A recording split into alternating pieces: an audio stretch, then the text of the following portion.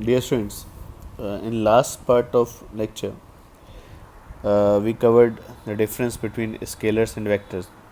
क्या main factor है जिससे मैं स्केलर और वेक्टर को डिफरेंशिएट करता हूँ. पॉइंट सिंपल सा है कि अगर मैं बात करूँ कि मुझे अब वेक्टर्स को रिप्रेजेंट करना है अपने डिस्कशंस में, बेसिकली रिप्रेजेंटेशन ऑफ वेक्टर्स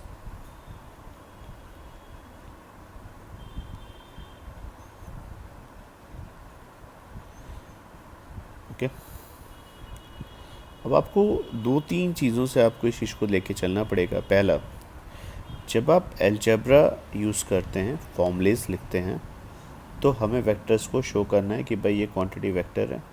तो अगर कभी भी आपको वेक्टर रिप्रेजेंट करना हो तो simple the vectors are denoted by putting an arrow over the symbol. जो भी सिंबल उसे रिप्रेजेंट कर रहा है उससे आप लिखते हैं. तो simple vectors in formula are represented by और are denoted bye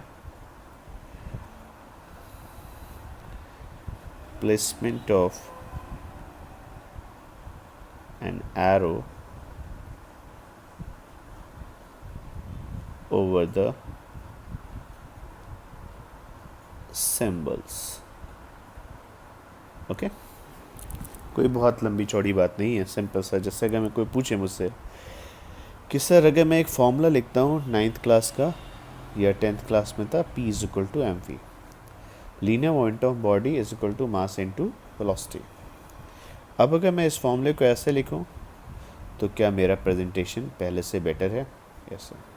in this discussion you are saying that P is vector because आपने उसके ऊपर एक एरो प्लेस किया है. Velocity is a vector quantity and you are not placing any arrow over mass, then definitely this quantity is scalar. Okay. फिर आप अगर याद करें तो आपने एक फॉर्मूला पढ़ा था सिंपल सा, work done is equal to force into displacement. Okay. In 11th class we will represent as work done is equal to force dot displacement. Okay. Later I will tell you what is the meaning of dot, but आप एक बात पक्की यहाँ पे पढ़ सकते हैं कि सर फोर्स वेक्टर है, you are pushing the body and you are pushing the body for some displacement, and during this displacement you have transferred some energy to the body, and energy is a scalar quantity. Okay. तो simple से अगर कोई बात पूछे sir हम लोग हमेशा vectors को किससे रिप्रेजेंट करते हैं, आप उसके ऊपर एक एरो प्लेस कर देते हैं, that arrow represent the biscuit. Vectors are denoted by this only. Second, in case of diagrams. अब बात आती है जब डायग्राम्स की बात की जाए तो कई बार ऐसा होता है जब मुझे वेक्टर शो करना है तो मैं वेक्टर शो कैसे करूँगा डायग्राम्स में. तो एक बड़ा सिंपल सा है कि वेक्टर में हम दो चीज़ें लेते हैं. जब वेक्टर लेते हैं तो ऐसे, ये आपका लाइन हुआ और ये आपका वेक्टर हुआ. तो वेक्टर्स को बेसिकली जब भी आप बोलते हैं तो these are called directed line segment. Sir directed line segment का मीनिंग बहुत सिंपल सा, हर वेक्टर का एक डायरेक्शन होगा. इसका जो फ्रंट एंड होता है इसको हम लोग हेड बोलते हैं, और ये जो इसका रियर एंड है इसको हम लोग टेल बोलते हैं. ठीक.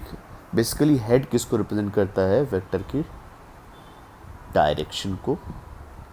और ये जो वेक्टर है इसकी लेंथ, डायरेक्टेड लाइन सेगमेंट का मीनिंग क्या हुआ सर? इस सेगमेंट की कुछ लेंथ होगी and length will represent the relative magnitude of vectors.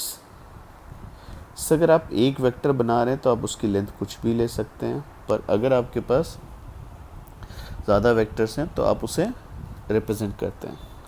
जैसे बच्चे मैं एक बात करूं, बड़ा सिंपल सा डिस्कशन, मैंने एक डायग्राम लिया.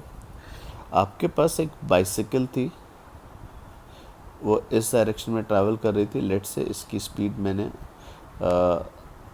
1.5 मीटर पर सेकंड मान ली. इसके पास से एक बाइक निकलती है ना. ये बाइक ऐसे निकली, भाई बाइक मैं ऐसे ही बना पा रहा हूँ. बाइक तेज़ी से निकलती है डबल स्पीड से, 3 मीटर पर सेकंड से. क्लियर?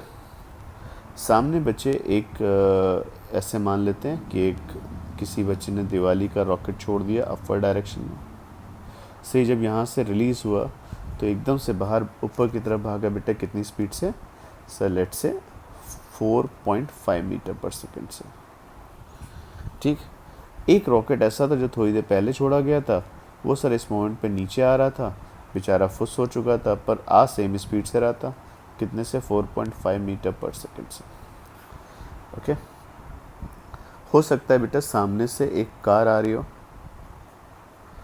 ये कार थोड़ा सा तेज़ी से आ रही थी, कितनी स्पीड से आ रही थी बेटा? ये कार बेटा आपकी 6 मीटर पर सेकेंड से आ रही थी। और एक बेचारे बूढ़े से अंकल थे जो अपने पार्क में वॉक कर रहे थे इस डायरेक्शन में, कितनी स्पीड से बेटा? सिंपल 0.75 मीटर पर सेकेंड। अब मैं अगर सबके नाम रख दूँ, ये ए है, ये बी है, ये सी है, ये डी है, ये ई है, ये एफ है, तो क्या सबकी कुछ वेलोसिटी है? हाँ सर।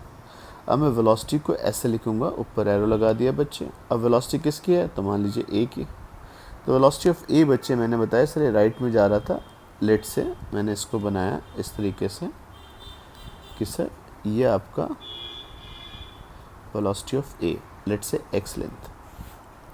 वेलोसिटी ऑफ बी से डबल था, सेम डायरेक्शन में जा रहा था, तो सर ये आपका सर 2x लेंथ का हो गया।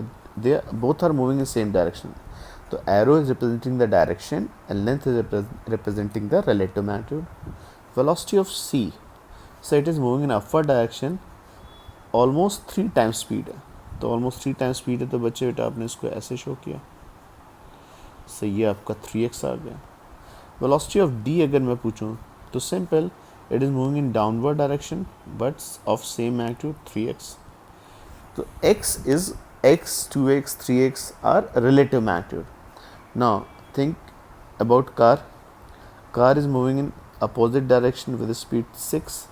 That means 4 times of the velocity of the A.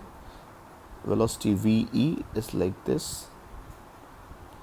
4x, and the old person F is moving with velocity VF in opposite direction, but length must be, this speed is half of the speed of the bicycle. That means his speed is in this direction and length is x by 2.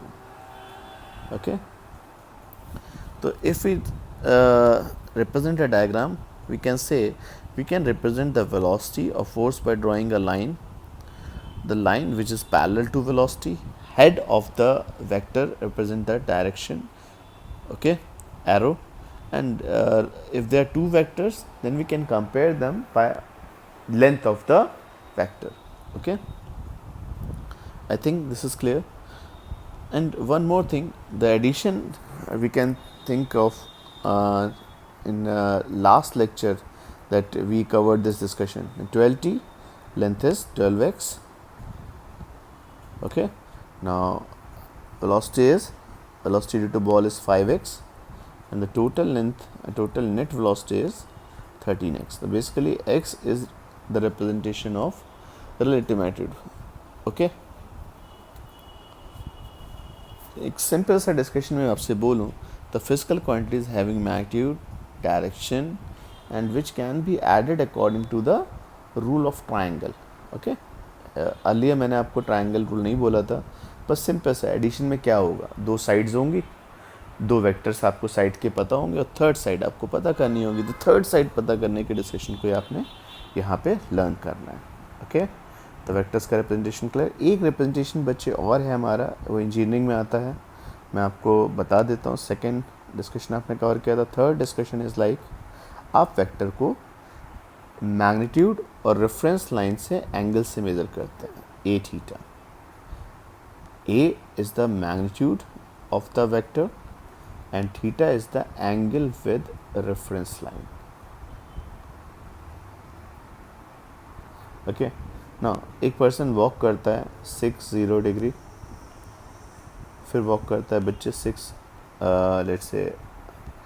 120 degree, और फिर walk करता है 6 kilometre 240 degree. Okay, अब इन vectors को आप समझो, तो let's say ये मेरी रेफरेंस लाइन है, पहले मैंने 6 किलोमीटर का वॉक किया इस डायरेक्शन में, फिर मैंने 120 डिग्री का टर्न लिया और वॉक किया इस डायरेक्शन में 120 डिग्री, और फिर ये जो लाइन थी ना, इस लाइन से भी कितना और घूम गया 120 डिग्री।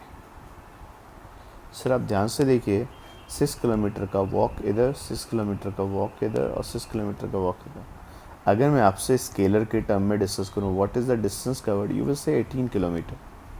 और can you tell me the displacement, बताइए कितना डिस्प्लेसमेंट आएगा, what will be the displacement. Your starting point and finish point are same. You have returned to the initial point, that means displacement is big 0. This is, you can say 6 plus 6 plus 6, new kind of mathematics, 0. Okay, so addition is the main criteria which differentiate vectors from scalars. They follow simple algebraic addition and they follow simple law of triangle or rule of triangle. Okay, later next part we will discuss about how we add vectors, what do we mean by parallel vectors, what do we mean by anti-parallel vectors and other things. Okay.